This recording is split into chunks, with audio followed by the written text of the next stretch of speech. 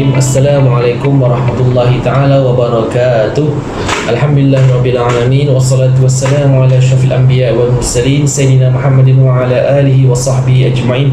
Rabbi shrah li sadri wa yassir li amri wahlul 'uqdatam min lisani yafqahu qawli. Rabbi zidni ilman warzuqni fahman.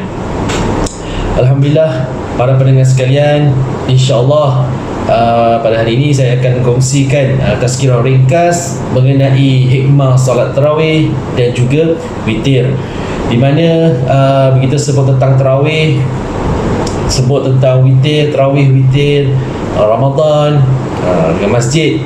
Ini biasanya memang berdekatan lah.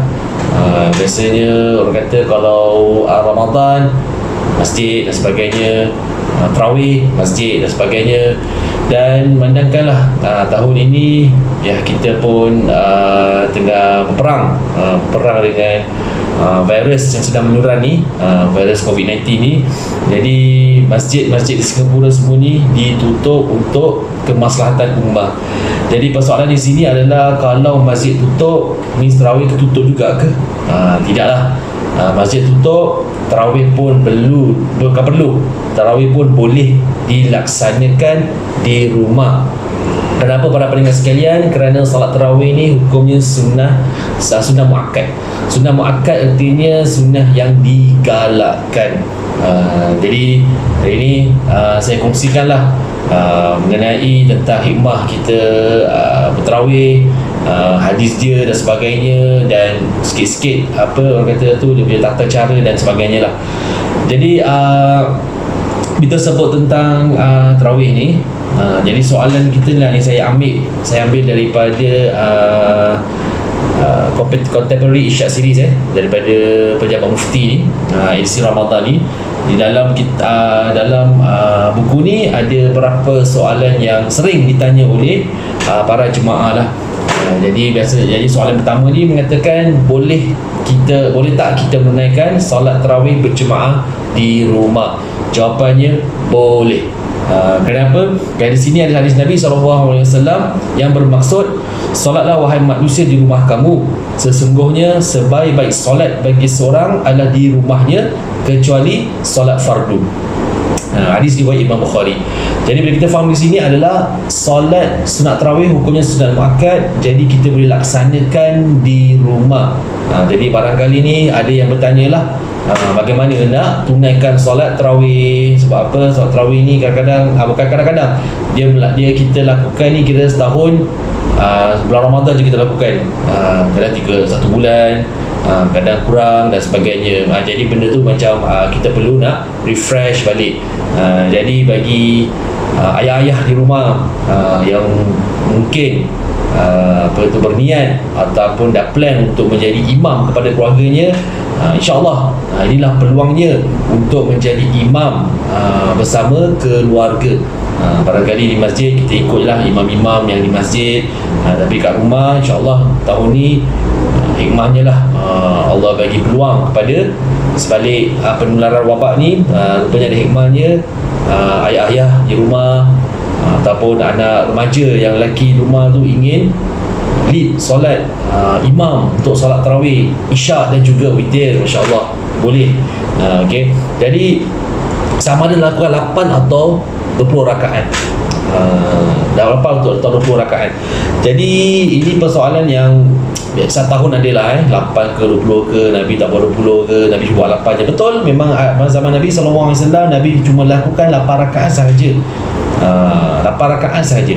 Tetapi apabila Nabi wafat, Sayyidina Umar radhiyallahu an, ketika itu beliau berjalan bersama para sahabat dan beliau nampak ada jemaah ni yang melakukan tarawih lebih daripada 8 rakaat. Lalu beliau mengatakan, ma ajmala hazihi bid'ah, betapa cantiknya bid'ah ini. Jadi bid'ah dalam melebihkan solat tarawih daripada 8 rakaat menjadi 20 rakaat adalah bid'ah hasanah.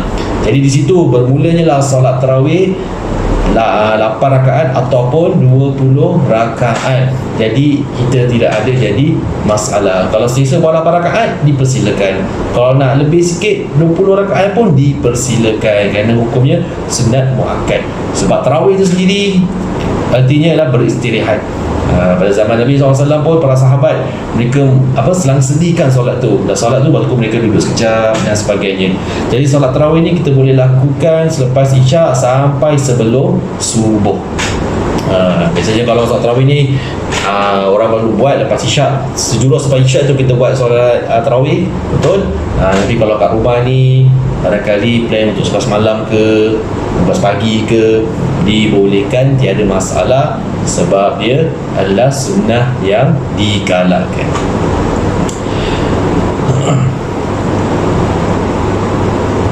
Jadi para pendengar sekalian, bila sebut tentang tarawih ni, kita semua tahulah jadi yang kita nak plan nak jadi imam dan sebagainya, kita pun dah mula untuk buka kitab, tengok niat dia bagaimana. Yang Bilal pun nak tahulah bagaimana dia punya bacaan, sekian-sekian zikir dia dah bagian ni semua. Ini semua kita nak kena tahu. Contohnya jadi imam solat tarawih, kita kena tahu ini ada macam mana. Jangan salah pula, pasal dah biasa solat fardu kan, kita pun lepas cakap fardu, usalli sunat tarawih rak'ataini imaman lillahi ta'ala. Kau jadi imam dah, jadi makmum, makmuman. Kalau seorang adaan, macam itulah. Jadi bila kita solat sekarang pun kita dah stay home kan, jadi inilah masanya untuk kita merapatkan hubungan kita dengan keluarga, solat berjemaah bersama. Barangkali kita ni terlepas biasanya dengan kehidupan kita yang busy, kadang pun kita mungkin tak ada peluang untuk solat jemaah bersama keluarga. Inilah masanya dah berbuka bersama, lepas tu kita maghrib bersama, kita isyak bersama, kita tarawih bersama, sampai kita witir pun bersama, insya-Allah. Jadi dengan tutupnya masjid, kita just lihat pada hikmah di sebalik ni semualah. Jangan pula kita macam nak protes ke, tak perlulah protes ke apalah. Kita ambil je hikmah je dan sebagainya. Jadi saya cakap tadi, nak buat 8 boleh, nak buat 20 pun boleh. Dari segi bacaan pula, para pendengar sekalian, terserah kepada masing-masing.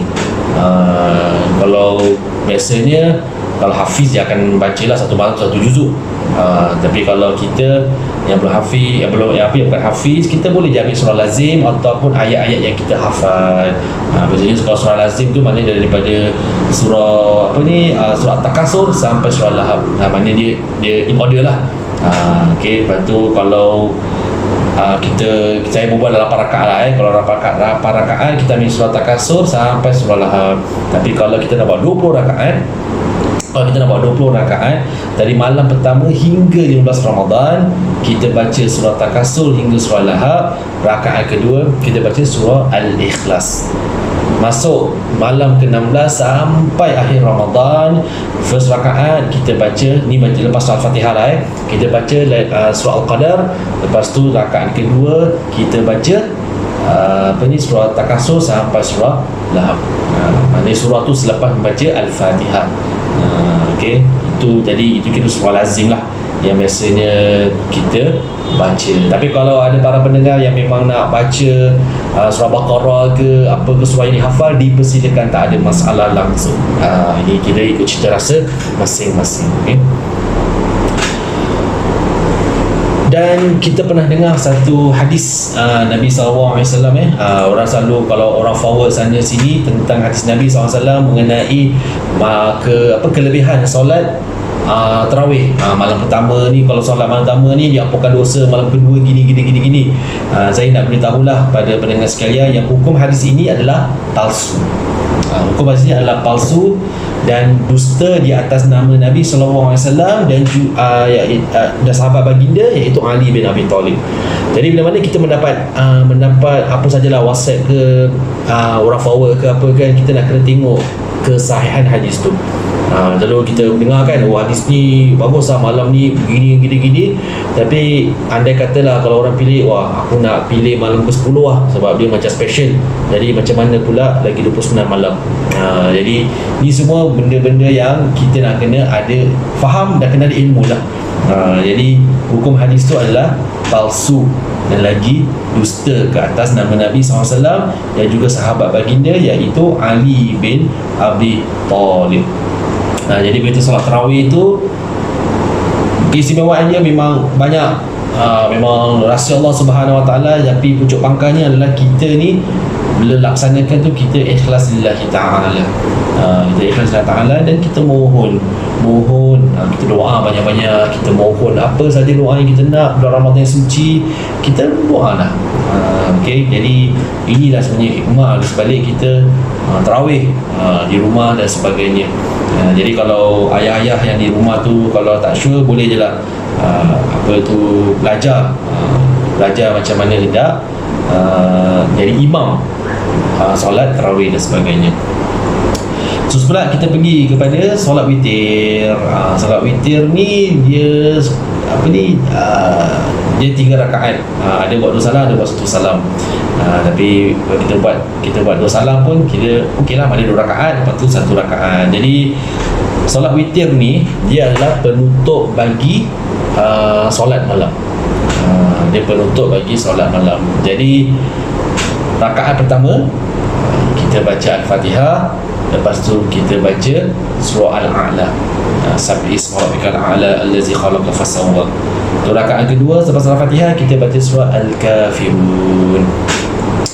Okey, lepas tu kita dah beri salam, kita berbangun, kita jatuhkan niat 1 rakaat lagi, dan kita baca Al-Fatihah, kita baca 3 kul. Jadi bila dah masuk malam yang ke-16 sampai akhir tu, kita disunahkan untuk membaca doa kunut. Kita dibaca dengan doa kunut. Doa kunut lah, kita tahu lah mana sebelum kita sujud tu kita baca doa kunut. Ni biasanya kadang kita follow kan, kita ikut imam, kadang kita tak perasan. Jadi inilah ini keistimewaan dia lah. Okay, jadi bila kita dah masuk malam ke-16 sampai akhir tu, setiap kali witir tu kita akhiri dengan kita baca doa kunut sebelum kita sujud. Jadi itulah sikit sebanyak lah saya boleh kongsikan bagi tarawih dan juga witir. Jadi mengandalkan kita tazkirah ringkas, jadi saya cuma bagi point je lah. Tapi kalau nak yang lebih mendalam, boleh kita buka kitab ataupun kita tengok YouTube bagaimana sebagainya, as long kita ada confident untuk lead imam untuk orang kita, dipersilakan, tak ada masalah. Jadi itulah saja daripada saya, yang berhubungan pada saya, yang banyak daripada Allah Subhanahu wa taala. Billahi taufiq wal hidayah. Wassalamualaikum warahmatullahi taala wabarakatuh.